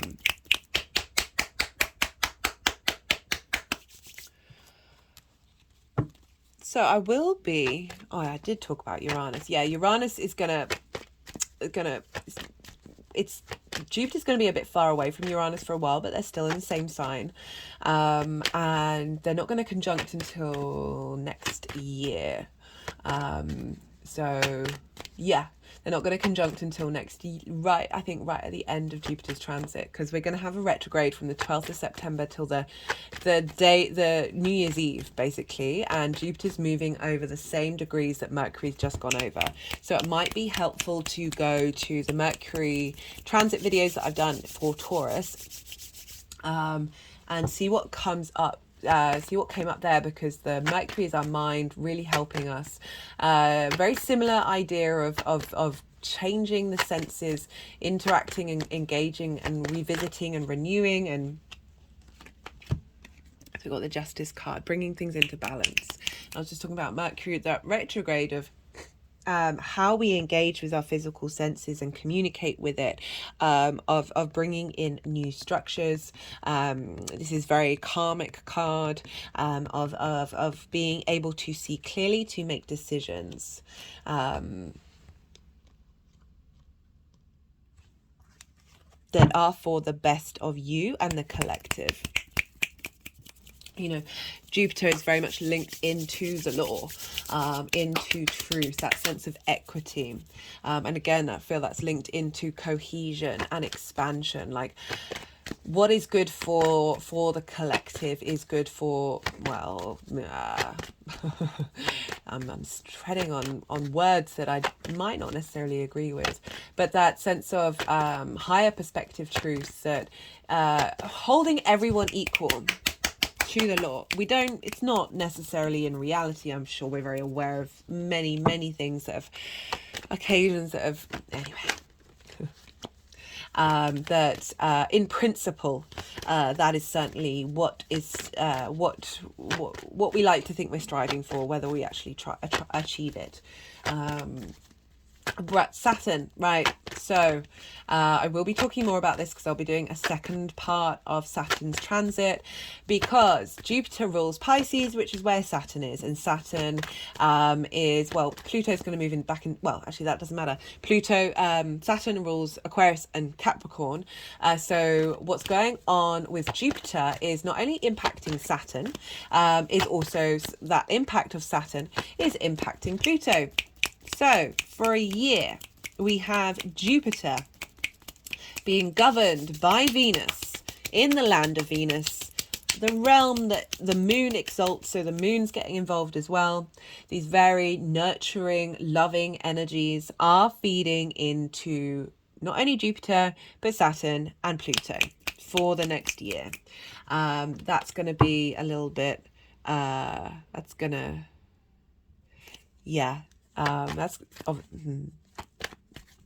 was just going to say that's going to change when Saturn moves into Aries, but I think, I'm getting way ahead of myself. So we have this very, Jupiter and Venus are the benefics, right?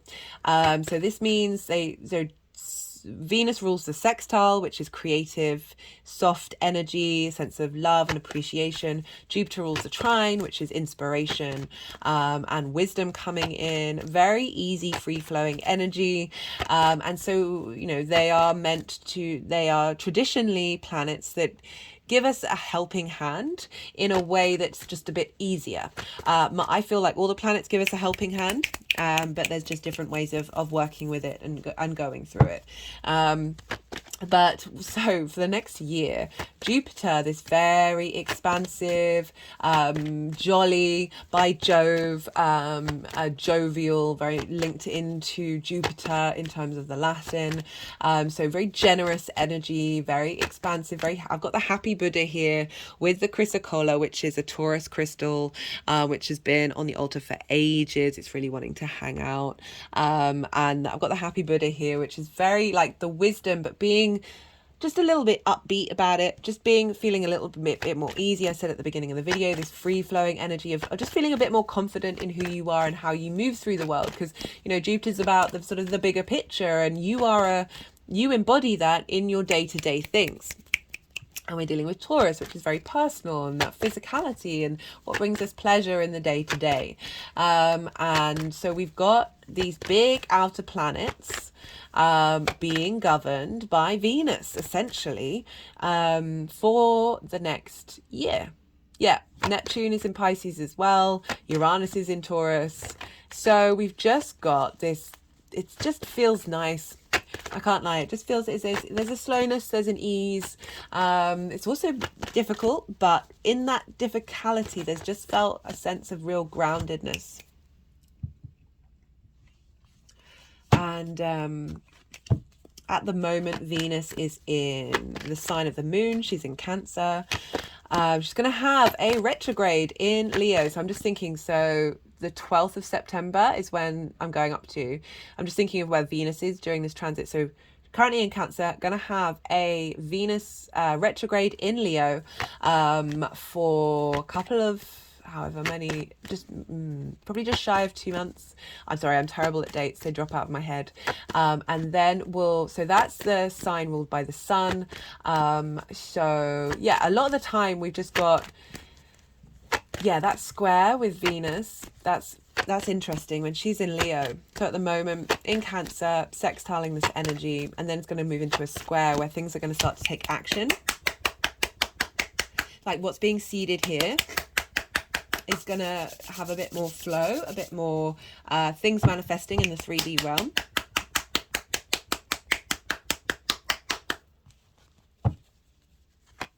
yeah, let's see what cards want to come out for. We'll see if I'll do a Venus in Leo video series. I've been, that Mercury retrograde had me, I've been in a space where I want to do transit videos for absolutely all the planets. I think all of them have a very integral part in our journey, and it's very helpful and interesting to see what separate messages that they have for each sign and each of their journey. But I'm starting 2 courses in June, so I will probably definitely be doing a Venus retrograde, because that's a real highlight. That's hitting and activating a Venus star point. But interestingly, this is squaring Jupiter. So I will talk about it in that transit video, but this is Leo. This is ruled by the sun, this is also Leo rules the heart space. This is a fixed fire sign, so we've got fixed on fixed, of how do we feel in our body, and how we are motivated to interact with pride.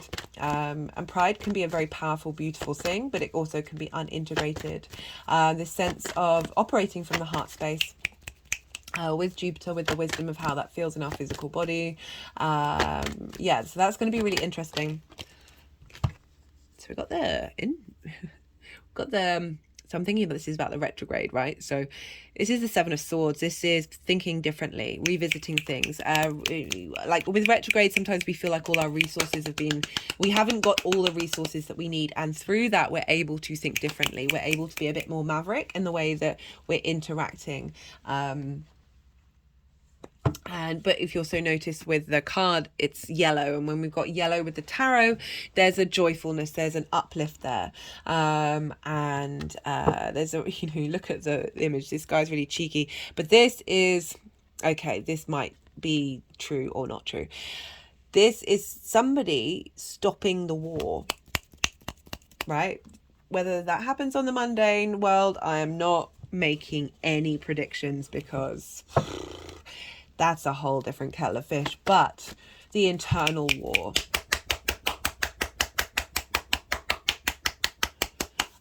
stopping you from going to battle with yourself and being able to think differently and more uniquely. We've got the 4 of Cups here. This is about not feeling... comparison is the thief of joy. Right? That was always the phrase that comes to mind with that energy. We don't have the Empress on the table. We do have the Sun, which rules Leo. We don't have Strength either. That real clarity and wisdom and understanding of finding harmony rather than war, right? Like coming up with different ways that we're not... in a cycle that is not getting us anywhere, which, arguably war, what is it good for? It did, I've talked about this before, it did sort of liberate women in the UK. Gave us the vote, gave us the ability to work. How horrendous that is, though. Let's bring in a structure, let's bring in an energetic field that we don't need war in order to push us forward. As much as I understand it, and it's part of our survival mechanism, it's part of so much trauma linked into the masculine energy in the world. They've had to go out and be sacrificed. Talked about a lot of that in the Scorpio full moon. Anyway, right, so this Venus retrograde with Jupiter is bringing a sense of illumination and wisdom to help us not feel lack, helping us bring in an understanding and clarity of love for that inner space, for our physical bodies, for how we operate and move in the physical world from a space of love, rather than from a space of war. Right. Is there anything else that I wanted to say? Oh, I think I keep getting sidetracked with Jupiter and Saturn. Jupiter and Saturn are now sextiling each other. So they've been next door to each other. And this is, there isn't a traditional line of sight with this, but now we're in sextile energy. And this is an aspect of Venus. So this is a very creative time for us collectively. This is, sextile brings in creation energy, love, appreciation of value, a sense of harmony, harmony.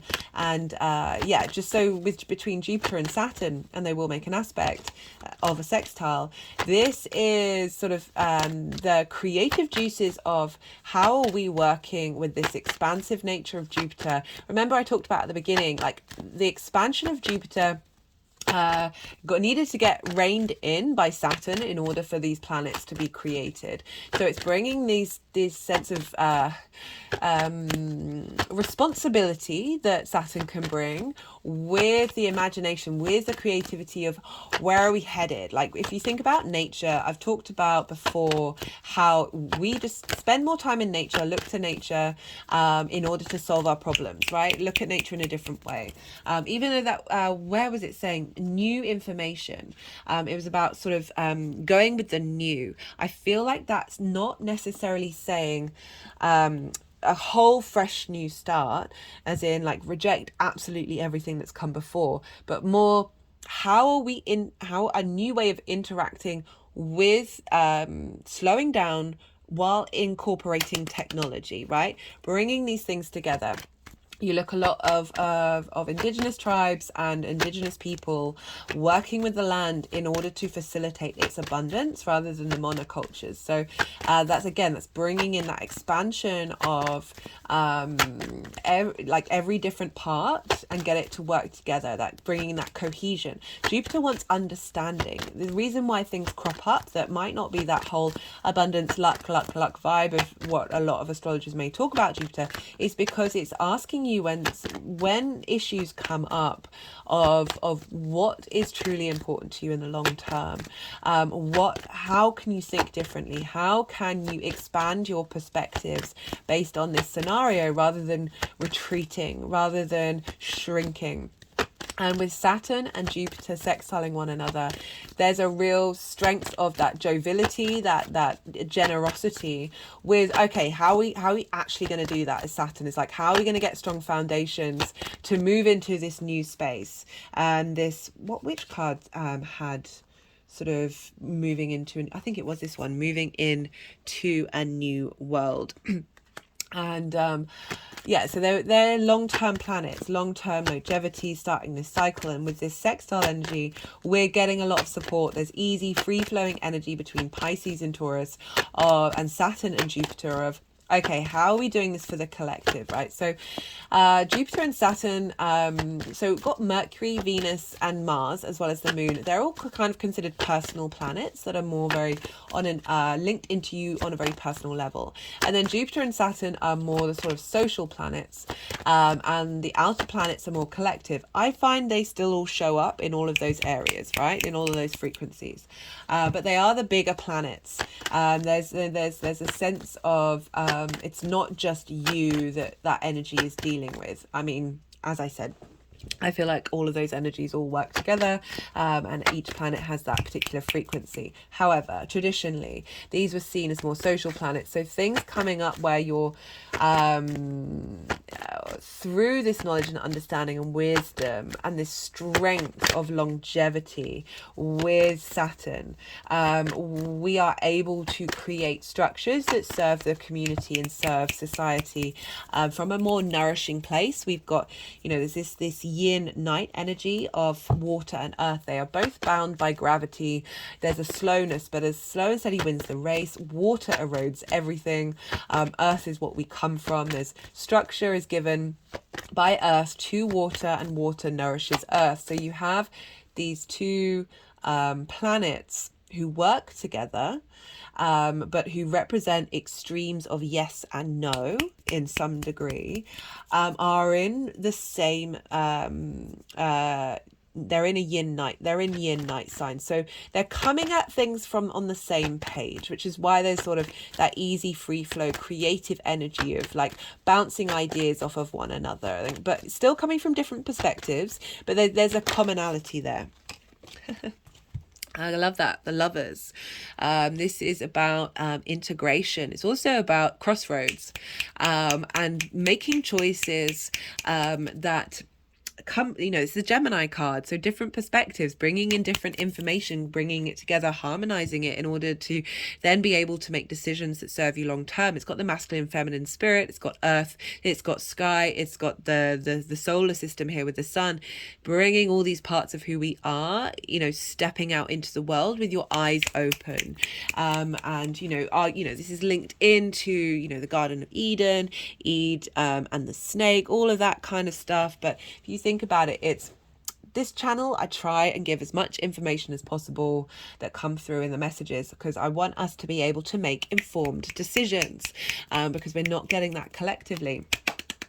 That just this creative energy between Saturn and Jupiter, and just feel that this is really helping. We're getting more information, we're getting more knowledge in order for us to make informed decisions of where we're heading collectively, right? And looking to nature to help solve our problems. They're finding so many things where it's just like, I think one kid found this type of beetle that was able to consume plastic. Mushrooms, if you put them over on land that's got petrol on them, we'll eat that petrol and then create edible mushrooms. Like, that blows my absolute tiny little mind. Mushroom energy is like, if the more that we study mushrooms and fungi and moss and lichen, these very collective organisms, the more that we are going to be able to solve the problems. We are, as we're moving, especially when Jupiter hits Uranus. I really feel that's going to give a huge boost of support. We're getting support, guys. We're getting support. It's we've got Saturn and Jupiter in sextile with one another, and they're both in that observation phase, right? And helping them, the mutability, the expansiveness, the unconscious emotional magic that is Pisces. Saturn giving that structure and feeding that structure into Jupiter, that's expanding our joy in the 3D world. Like, how can we bring things into harmony? How can we bring things into a state of abundance? Okay, it's interestingly wanting to go on top of that Seven of Pentacles, which the message was like, think differently to get out of war, get out of conflict, get out of drama. Right. But on a personal level, we're going through a new space in terms of our wisdom and our openness to the 3D realm, like wanting to perhaps engage in it in a bit more and work with that energy, and allow things to sit, allow things to settle. We've got a lot of sort of cards that are focused on patience, or focused on cultivation, rather than running out and doing things. And we've got Justice here coming in and bringing in some balance. Let's see what final tarot cards want to come through. I'm just trying to think off the top of my head if there was anything else that I wanted to say. I'll probably be talking about the Jupiter Saturn a bit more when I redo the Saturn transit for the next period. But just, generally this is an abundant time. It's obviously going to show up in very different ways. I will be doing all 12 signs reading for this. I'm probably talking a bit more about my own personal Jupiter cycles, and how, just to give you a little bit of context, look to the summer of 2011 to the summer of 2012 to see what sort of expanded in your life during that time. What were you questioning? What were you getting a more cohesion and understanding of who you are in the world? Maybe, Jupiter's also linked into learning and teaching. And so you might be starting on a new journey, linked into how you connect physically, of how you understand. We are all gurus and we all students, and holding that space and being open to change, opening to new ideas. So the Two of Swords, the message that, so there's lots of interpretations. I try and listen to what first pops into my head, and this is about going inward. I think this came up in the Taurus new moon, that by slowing down, oh, that really reminds me, thank you. By slowing down, our senses get heightened, right? So I'm going to post this on my community page, but 2 articles that came, this was so this is entered on the 16th. This was the paper from the 17th, in the morning paper, and it's usually, and it's mostly stuff that's happened the day before. And 2 articles were in there, and the one linked to this is there was this kid. So a coach driver fainted at the wheel on a school bus, and one kid got up and stopped it from swerving and crashing. And he was the only kid who wasn't on a phone. All the other kids were on their phones.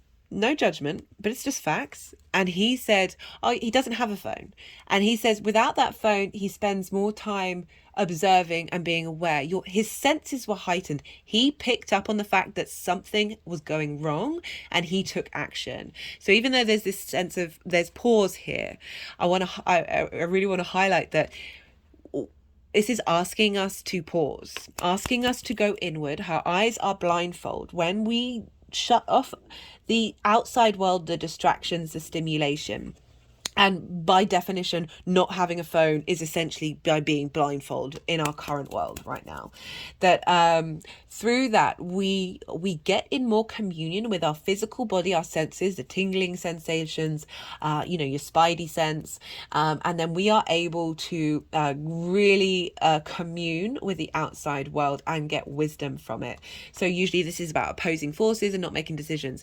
There's a stillness here. There's a sense of meditation, of the opposing forces of the outside world, of that, say, the dopamine and the cortisol, that this is really asking you to go inward, to get into balance in your physical body, and heighten those senses. Funnily enough, this is at the bottom of the deck. This is about rest, knowing that you are held.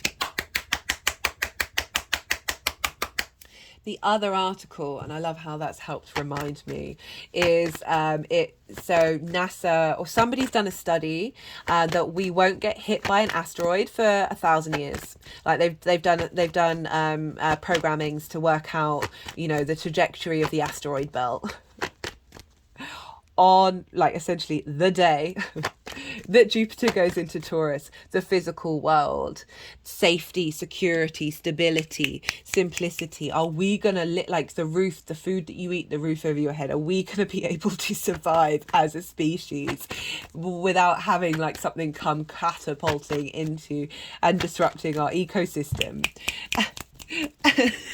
Excuse me. Sorry, that laughter turned into that cough that I've got. And then just then looking into the Jupiterian, like the actual planet itself, I find it's always very interesting to look at the physicality of the 3D world of Jupiter, into how it affects us energetically. Interestingly, it wanted to be hidden until I said energetically, the 9 of Cups. Right, so Jupiter's journey in the solar system brought the Earth's wish fulfillment of coming into creation. It now protects us from the asteroid belt, and from comets coming in. It stops them. They get swept into Jupiter's orbit. And for that news to come out, I was like, this is like astrology. I love it so much, because so much of it can be up to interpretation, obviously.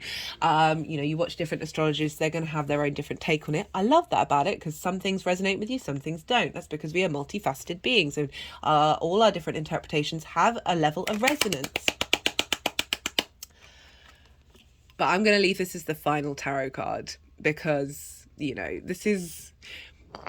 So someone I know is slowly but surely painting their own tarot deck, and they drew a drawing of the Happy Buddha, and immediately I was like, that's what should be on the 9 of Cups, right? So you can see. So for me, this is like the wish fulfillment. But for me, it's not just that. It's the embodiment of every area of your life of feeling as if sense of gratitude and abundance, you know, regardless of whether they are or not. The happy Buddha goes through life laughing at the good, the bad, and the ugly. There is a sense of peace and serenity, and understanding of the dynamics of the universe, and how through laughter we can elevate, we can expand, we can put out that vibration of abundance, and very Jupiterian energy of that generosity to how you feel about your life. There's a lot going on in the world, guys. Everything is pretty difficult, but you know, the more, so I had a difficult time over the weekend, but the more I sort of lent into, this isn't forever. Let me try and find a sense of amusement, of peace, of appreciation, of gratitude for what's going on. The quicker it all moved through me, it was just this sense of ease. And this is very where are you going? What are you doing? Okay, sometimes they do weird things with the deck, drawing in the energy of the altar. Of bringing in essentially I've been trying to channel the happy Buddha for a while now, and I love how this has come up, and I loved how when I set up the altar, I let the energies of what's coming through I let them do what it is that they need to do in order to see what wisdom wants to come in from the crystals, from the kind of things that they want around. And they wanted the happy Buddha, they wanted it. I've got this rock of this, a charging stone. I've got these 2 bits of wood that had fallen off the trees, which have a load of lichen, I always get that word wrong, which is essentially like moss, but what grows on trees. It takes absolutely forever, like moss. Oh God, look at it, I love it so much. But there's that sense of Jupiter may show up very prominently, may give you immediate opportunities, or can do both. Your seeding time, you're looking to the future. This is what's being integrated now. Having just gone through Aries, in that Aries area of my chart, I feel a lot more comfortable. It doesn't mean that there were loads of opportunities in terms of how do I phrase it? It feels like that energy is now set, that then will produce energies moving forward, that it's not necessarily always through the exact transit. However, it also very much can be.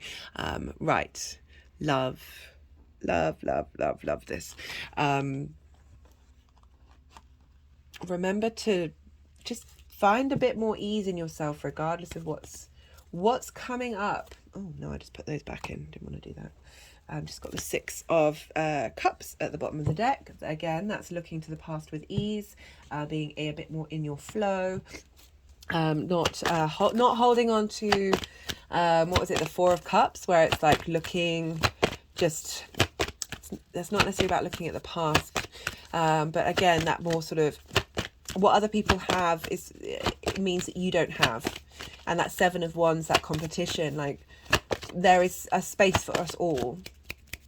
Right, this is the numerology deck. I'm going to see what final messages will want to come through. Just realised I'm nearly at 2 hours. I do want to try and keep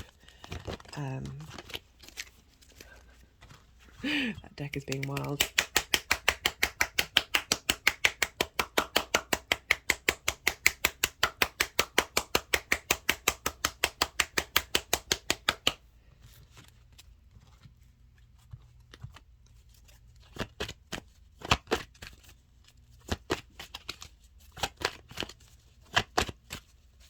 I will talk in the All 12 Signs videos linked into the houses, the themes of those houses, to sort of bring in what might come up for you. It's all going to be very specific to your chart. Obviously, these are general readings.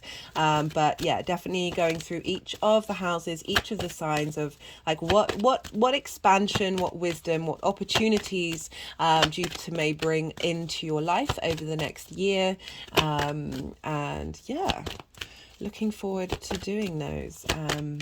thank you for staying with me, despite the fact that I'm a little bit run down. It was definitely worth it. Yeah, sort of overextending myself a bit the last couple of days. Yeah, just this again, I think I'm bringing this up because it's getting back into the throat, how Taurus rules the throat, the truth of who you are, your throat chakra, and linking into singing and chanting and humming. These are really great things to help us get into our physical body. The more that we just allow our true voice to come through, clear out blockages in our voice. That's very much linked into that boundaries card of, as I said, saying yes rather than saying no. And the more that we do that, the more that we block off our throat. My hand just went to my throat chakra. The more that we diminish ourselves and make ourselves feel small. Obviously, there are situations sometimes where through safety mechanisms, we have to do that, or just keeping the peace, various things. You've got to know, like, the more that you work with it and understand that Jupiter is in a sign that rules the throat, and the wisdom that's going to come through from that in the way that we communicate to our physical body, that just be an observation and see what works for you. How do you feel? Like, sometimes emotions can cause our physical body to feel very heightened, and they're not always physical activity. I know for me personally, getting to the mat, getting back onto yoga is definitely a thing, but that through physical movement in this 3D world, we can draw in that wisdom, whether that's going out into nature, spending time there, engaging in moving our body around, Kundalini yoga, all types of yoga, or anything. I know I always say yoga, but it's my personal practice. But there are so many different forms of mindful physical activity where you're bringing in the breath. It's very important with the breath to bring a more expansive, holistic understanding of the physical body, which I feel like Jupiter's really going to help us do. My head just sort of moved quite... okay, rebirth. Love that while I'm talking about the physical body and our understanding of it and finding pleasure in it, through that wisdom, being able to parent ourselves, be the adult in the room, when it comes to those senses that we operate in. I don't know, do I want to leave it at this? Let's see what wants to come out from the First Light Tarot.